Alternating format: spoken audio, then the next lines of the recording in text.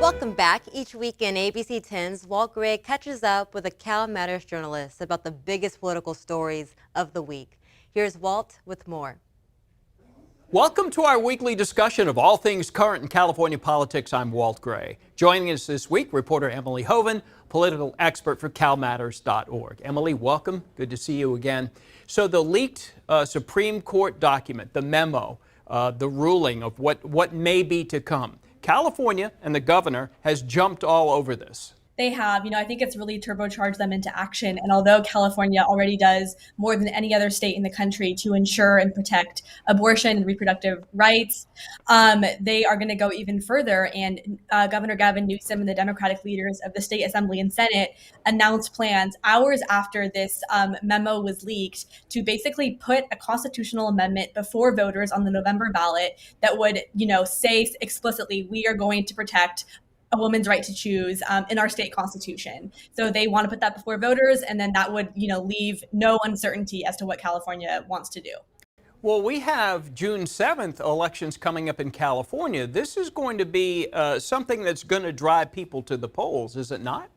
I think that's what Democrats are hoping. And we saw that this week when Newsom went to a Planned Parenthood clinic in Los Angeles, and he was, talking all about, reproductive justice and abortion access, and, slamming both Republicans and also the National Democratic Party for not doing enough to stand up to this.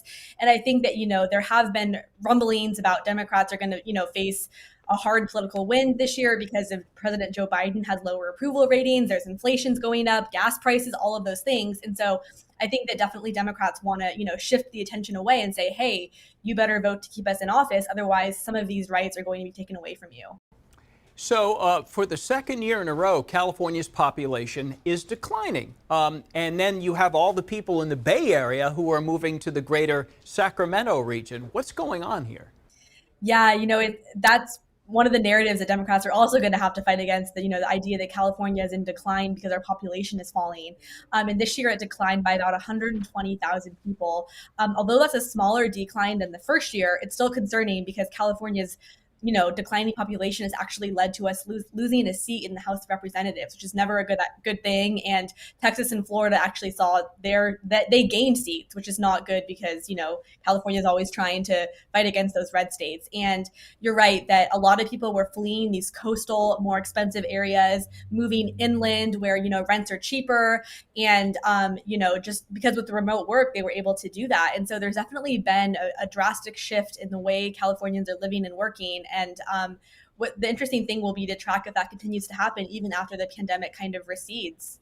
Yeah, if you're Zooming to work every day on the internet, you could pretty much live wherever you want. And a lot of people, you don't need to live in expensive cities anymore. Just head to the country and do it that way. Emily, so good to see you again. Thank you. CalMatters, a nonpartisan news organization explaining California policies and politics. Find their work at CalMatters.org. You can also sign up for Emily's newsletter there.